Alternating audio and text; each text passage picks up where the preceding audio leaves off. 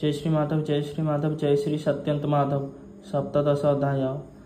आयुर चारि पुत्र वंश वर्णन अध्याय सप्तदश। श्री शुकवाच आयु जे पुरुर बासोत शुण हो ताहार चरित नहुष ताहार तनये आवर क्षत्र वृद्ध होय रजिरंभ जे बीजवंत अनेनादि पंचसोत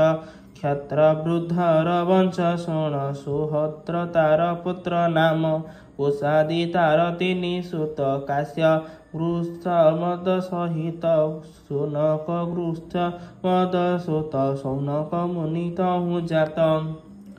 काश्यर काशी नामे सुत ता पुत्र राष्ट्र नामे ख्यात दीर्घतमा तार नंदन ता पुत्र धन्वंतरी नाम से आयुर्वेद भियाइला प्राणिक व्याधि नाश कला से यज्ञ भूक विष्णु अंशे स्मरणे सर्वरोग नाशे तार संतति केतु मान भीमरथ तार नंदन ताहार बीज दिवो दास द्युमान ताहार जे शिष्य ता नाम प्रतर्दन ख्यात अके अबा बोले शत्रुजित ऋतध्वज कुबलयास्व बोलती पुणी ताकु वर्ष अलर्क आदि तहु जन्म शुण हो ताहार घर कर्म 60 सहस्र बरस अधिके 60 शेष अवनी तले होई राजा धर्मे पालिला जन प्रजा संतति अलकार पुत्र सुनिथ ता तहु संभूत पुत्र ताहार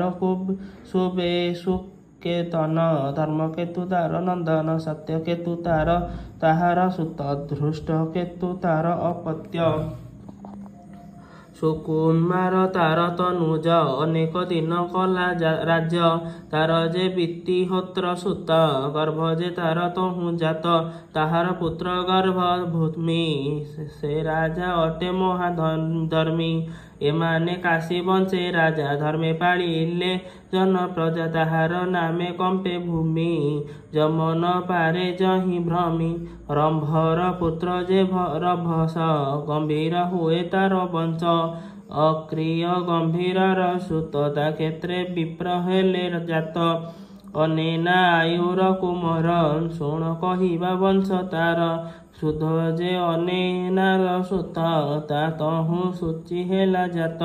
कहिबा ताहार संतति त्रिककुद धर्म सारथी ताठारु शांतरय जात से कृत्य आत्मवंत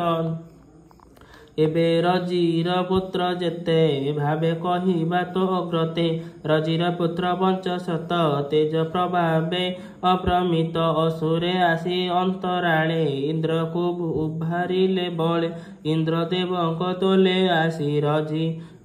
को कहिले विश्वासी भोराजा तोर पुत्र गणे जिणिबे असुर को रणि मते कहिले बृहस्पति अन्यथा नाही जय गति एमंत आसी देव युद्धे घेनाई 500 सुते सैन्य आवरी युद्ध करी अनेक असुर संहारी इंद्र को स्वर्ग राज्य देले ता देखी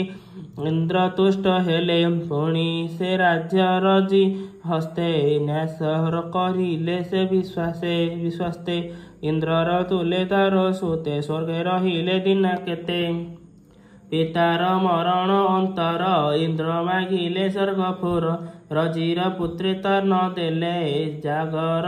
भागमान नेले रजित नयंकर मति नाश करिले बृहस्पति स्थापिले इंद्र अधिकारे सुधर्मे संसार व्यवहारे कुश जे क्षेत्र वृद्ध नाती ताहार सुत नाम प्रति तहु संचय तहु जय कृत नामे तार तनय कृतर पुत्र हजवन सहदेव तार नंदन सहदेवर पुत्र हीन ताहार सुत जय सेन संकृति ताहार तनय ताहार पुत्र नाम जय बोलई विप्र जगन्नाथ नवम स्कंदे भागवत पंचानुचरित ए बाणी सुजने तर ଏହା ଶୁଣି इति श्रीमद्भगवते महापुराणे परमहंस संहितायां नवमस्कन्धे आयुर्वंशवर्णनं नाम सप्तदशोऽध्यायः। जय श्री माधव, जय श्री माधव, जय श्री सत्यनाथ माधव।